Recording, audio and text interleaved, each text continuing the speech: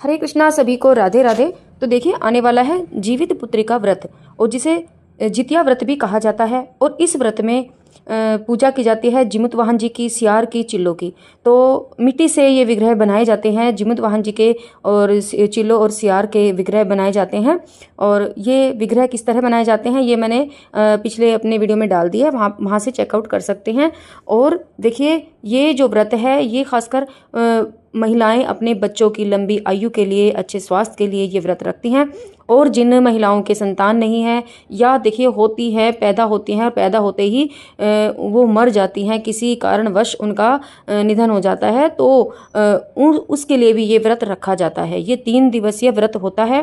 तो देखिए नहाय खाए का व्रत होता है पहले दिन, फिर दूसरे दिन निर्जला व्रत रखा जाता है, और तीसरे दिन इसका पारण किया जाता है। तो चलिए देख लेते हैं कि किस तरह हमें पूजा करनी है। तो सबसे पहले हमें चौकी लगा लेनी है, चौकी लगा लेनी है, उस पर हमें वस्त्र बिछा लेना है। ओके, तो तोरी के पत्ते लें, और अगर तोरी के पत्ते नहीं है तो आम के पत्ते ले सकते हैं, और उसके आम के पत्ते भी नहीं है तो आप यहाँ केले के पत्ते भी ले सकते हैं। तो इन पर ये पूजा की जाती है। उसके बाद हमने 3 पत्ते लिए हैं, 4 पत्ते लिए हैं, तो तीनों पर हमने जिमुत वाहन जी को विराजमान कर दिया है, चिल्लों को विराजमान कर दिया और सियारन को विराजमान कर दिया है। और गणेश जी भगवान की पूजा अवश्य रूप से होती है हर पूजा में, तो गणेश भगवान जी को भी यहाँ पर हमने विराजमान कर दिया है। उसके बाद यहाँ कलश स्थापना होती है, तो आप कलश स्थापना कर लें। कलश के नीचे हमने थोड़े से चावल डाल दिए हैं, और उसके ऊपर हमने कलश को विराजमान कर दिया है। कलश में हमने सिक्का, सुपारी, हल्दी की गांठ, कुछ पुष्प और थोड़े से अक्षत यहाँ पर डाल दें। और इस तरह से हमने कलश यहाँ पर लगा दिए हैं, 5 पल्लव कलश में लगा दिए हैं, और हमने उसके ऊपर एक श्रीफल लगा दिया है। आप श्रीफल ना लगाकर यहाँ पर दीप कलश भी विराजमान कर सकते हैं। और उसके बाद हमें एक दीपक लेना है। दीपक को पहले चावल का या पुष्प का आसन देकर यहाँ पर दीपक को विराजमान कर लें, दीपक प्रज्वलित कर लें। उसके बाद देखिए सभी का हमें भाव रूप से स्नान कराना है। तो आप एक जल का लोटा ले लें, फूल की सहायता से सभी को हम छींटे देकर भाव रूप से सभी का स्नान करा देंगे। और देखिए इस व्रत में जितिया का धागा बनाया जाता है, जितिया का डोरा बनाया जाता है बच्चों की लंबी आयु के लिए, बच्चों के अच्छे स्वास्थ्य के लिए। और जितने आपके बच्चे होते हैं उतने ही आप यहाँ जितिया का धागा, जितिया का डोरा यहाँ पर रख सकते हैं इस पूजा में। और उसके बाद इसका भी पूजन किया जाता है। तो सभी का आप छींटे देकर स्नान करा देंगे। अपने जो आपने जितिया का धागा यहाँ पर रखा है उसका भी आप छींटे देकर स्नान करा देंगे। और अपने पूजन का, आपने जोत लगाई है, जोत का, क्योंकि जोत जो है भगवान साक्षात अग्निदेव भगवान देवता हैं, और अपने वरुण देवता जो कलश हैं वरुण देवता हैं, उनका भी सभी को आप छींटे देकर स्नान करा देंगे। सभी को आप तिलक लगाएंगे, सभी को आप चावल अर्पित करेंगे। इस तरह से आपको पूजा शुरू कर देनी है। और देखिए जो जिमुत वाहन जी हैं इनको आप कुशा घास जिसको बोलते हैं, डाब, अगर आपके पास वो है तो आप उससे भी, कुशा घास से भी आप जिमुत वाहन जी बना सकते हैं, क्योंकि कुशा घास से भी जिमुत वाहन जी बनाए जाते हैं। तो आप एक आकृति की तरह जिमुत वाहन जी बना सकते हैं कुशा घास से, अगर आपके पास है तो। और अगर नहीं है तो आप मिट्टी से इस तरह भी बना सकते हैं। तो सभी का हमें पूजन कर लेना है।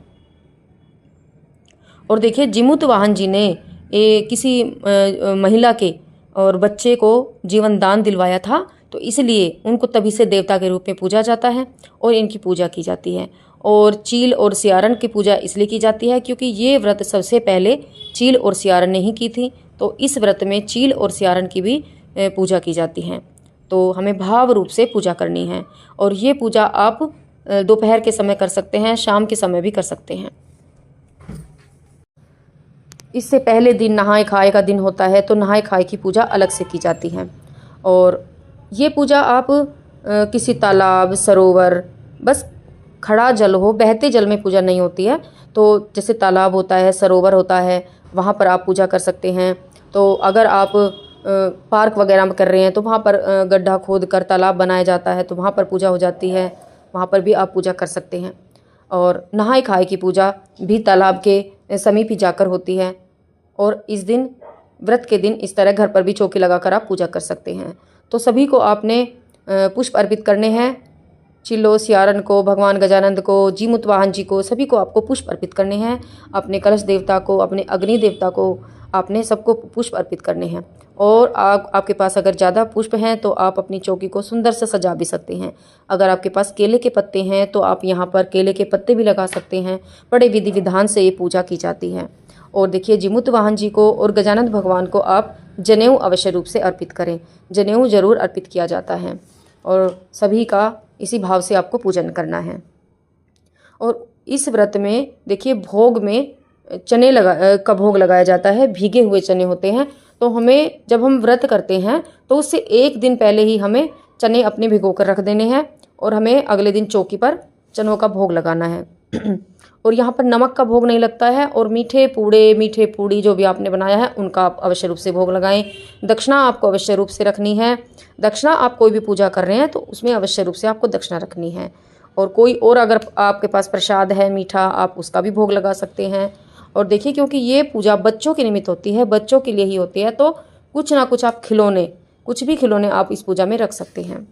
तो और क्योंकि पूजा है तो पूजा में फलों का भोग विशेष रूप से लगाया जाता है, तो आपको फलों का भोग लगाना है। कोई भी फल आप लगा सकते हैं, आपके घर में जो भी फल हैं, जो भी ऋतु फल हो या जो भी आपको आसानी से मिल रहा हो, उन फलों का भोग आप यहाँ पर लगा सकते हैं।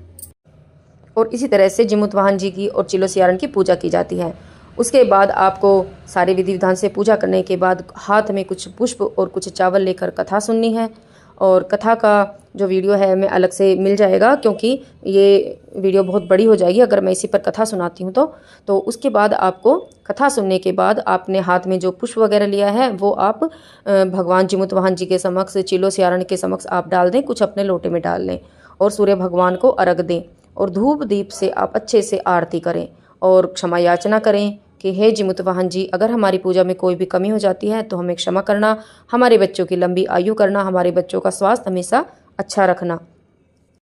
और इसी तरह से पूजा अर्चना की जाती है। और इस व्रत में देखिए जब हम सरगी करते हैं तो सरगी के दिन हमें तोरी की सब्जी, नोनी का साग, इस तरह से पकवान बनाया जाता है। और जिस दिन व्रत रखते हैं, व्रत के दिन कुछ भी नहीं खाया जाता, निर्जला व्रत रखा जाता है।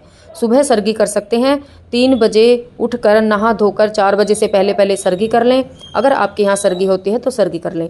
उसके बाद व्रत का संकल्प किया जाता है और निर्जला व्रत किया जाता है। और अगले दिन सूर्य उदय के बाद ही व्रत का पारण किया जाता है और इसी तरह से व्रत किया जाता है। और अगले दिन ही इसकी चौकी उठाई जाती है।